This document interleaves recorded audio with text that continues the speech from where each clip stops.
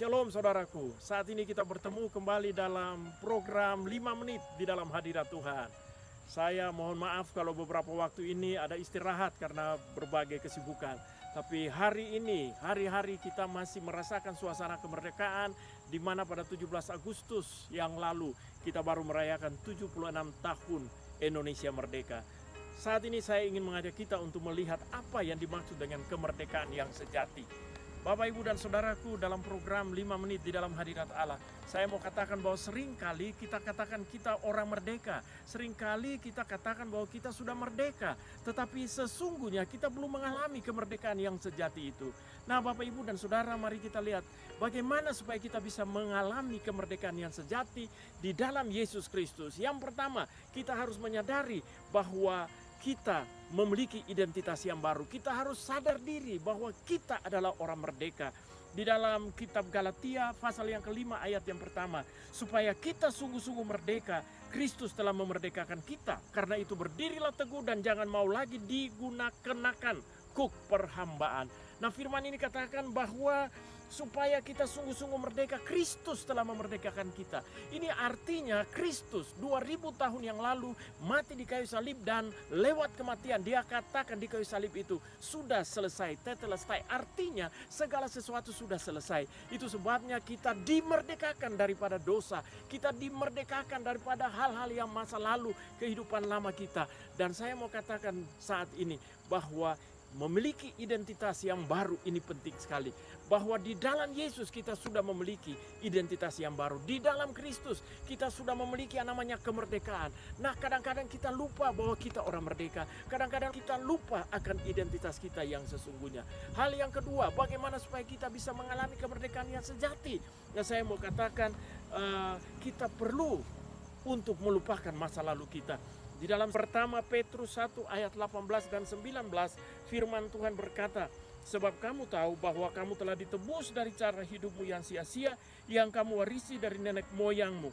Itu bukan dengan barang yang fana, bukan pula dengan perak atau emas, melainkan dengan darah yang mahal, yaitu darah Kristus, yang sama dengan darah domba, yang tidak bernoda dan tidak bercacat. Bapak, Ibu, dan Saudara, ini berbicara bahwa kalau kita mau mengalami kemerdekaan yang sejati, kita harus melupakan masa lalu kita. Banyak orang yang hidup dengan masa lalu. Mungkin itu kebanggaan-kebanggaan masa lalu. Bahkan mungkin juga itu sakit hati di masa lalu.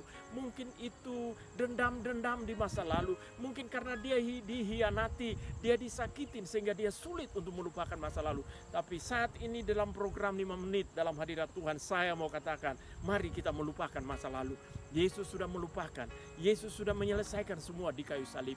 Itu sebabnya Tuhan katakan bahwa barang siapa yang ada dalam Kristus, dia adalah ciptaan yang baru. Yang lama sudah yang berlalu, sesungguhnya yang baru sudah datang. Lalu hal yang ketiga atau poin yang terakhir, saya mau katakan bahwa untuk mengalami kemerdekaan yang sejati, kita hidup sebagai orang merdeka. Artinya kita mengisi hari-hari kemerdekaan kita dengan penuh tanggung jawab. Bapak, Ibu, dan Saudara, sebagai orang merdeka, kita harus mempergunakan kemerdekaan ini untuk sesuatu yang membangun. Kita harus berakar, bertumbuh, dan membangun kemerdekaan yang sungguh-sungguh sesuai dengan apa yang menjadi rencana Tuhan. Di dalam Galatia 5 ayat 13 firman Tuhan berkata, saudara-saudara, memang kamu telah dipanggil untuk merdeka, tetapi jangan kamu mempergunakan kemerdekaan itu sebagai kesempatan untuk kehidupan dalam dosa, melainkan layanilah seorang akan yang lain oleh kasih. Kita sudah dipanggil untuk merdeka, tetapi jangan kita mempergunakan kesempatan itu untuk melakukan dosa. Ada banyak anak-anak Tuhan, ada banyak orang Kristen yang sudah merdeka di dalam Kristus, tetapi dia menyalahgunakan kemerdekaan itu. Justru dia mengisi hari-hari kemerdekaannya dengan melakukan dosa, dengan kembali kepada kehidupan yang lama. Saat ini saya ingin berdoa buat Bapak Ibu semua.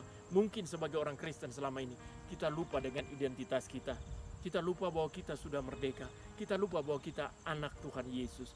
Yang kedua, saya mau ingatkan, lupakan masa lalu. Sesakit apapun engkau mungkin pernah tersakiti, tapi sore ini ingat bahwa Yesus sudah menyelesaikan itu di kayu salib 2000 tahun yang lalu.